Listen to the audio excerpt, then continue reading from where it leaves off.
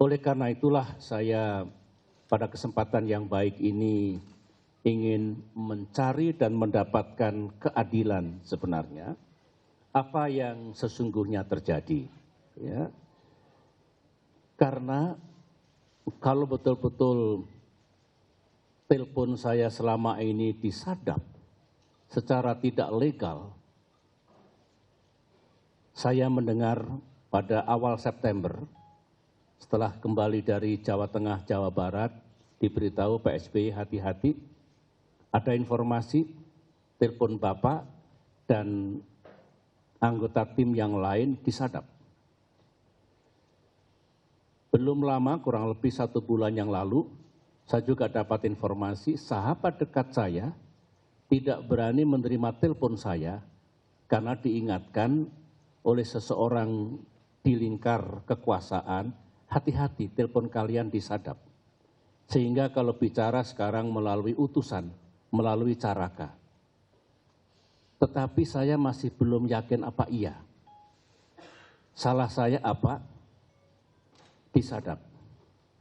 Mantan presiden itu mendapatkan pengamanan oleh Pas Pampres. Siapapun mantan presiden itu, siapapun mantan wakil presiden itu, yang diamankan apanya? Orangnya, objeknya, kegiatannya, dan kemudian kerahasiaan pembicaraannya.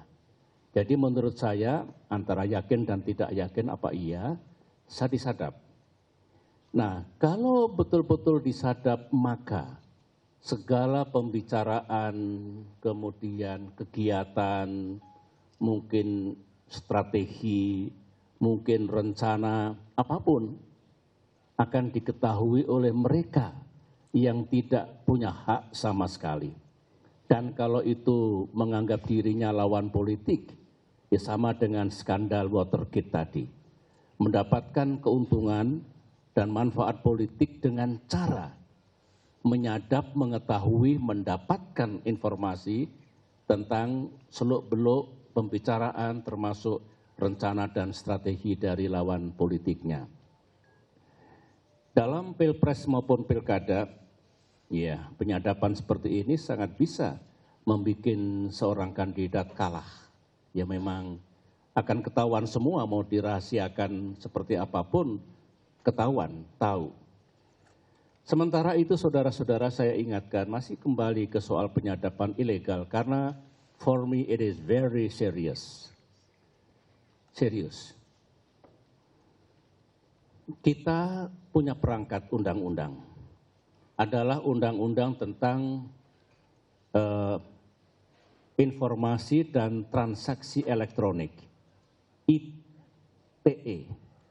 Ya, itu pertama kali terbit di era saya dulu pada tahun 2008, kemudian diperbaharui di era Pak Jokowi pada tahun 2016.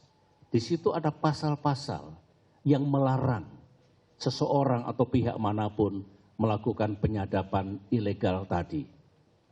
Salah satunya saya bacakan, ini pasal 31.